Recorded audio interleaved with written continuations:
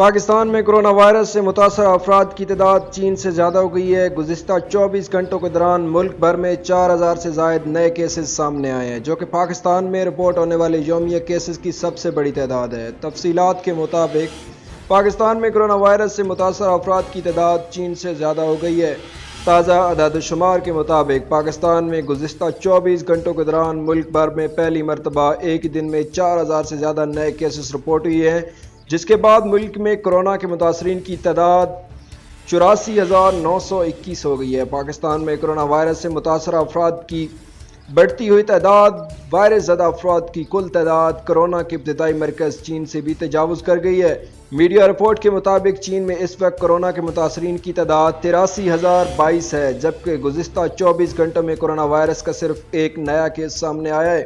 خبر رساں ادارے کے مطابق پاکستان میں کورونا وائرس سے جاں بحق افراد کی گنتی بھی 1700 سے زائد ہو چکی ہے۔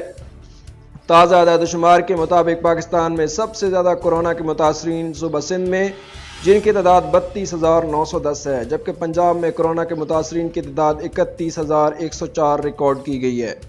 خیبر پختونخوا میں 11,373، بلوچستان میں 5,224، وفاقی دارالحکومت اسلام آباد میں 3,188، گلگت بلتستان میں 824، جبکہ آزاد کشمیر میں 298 افراد کو کورونا وائرس سے متاثر ہونے کی اطلاع ہے۔ مجموعی طور پر دیکھا جائے تو پاکستان میں وائرس سے متاثرین کی تعداد 84,981 تک جا پہنچی ہے۔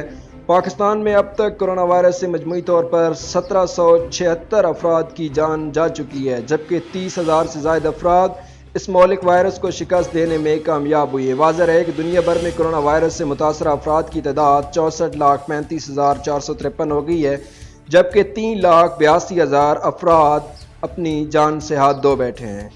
فی الوقت کے لیے اتنا ہی۔ مزید خبروں اور اپڈیٹس کے لیے دیکھتے رہیے MSF TV۔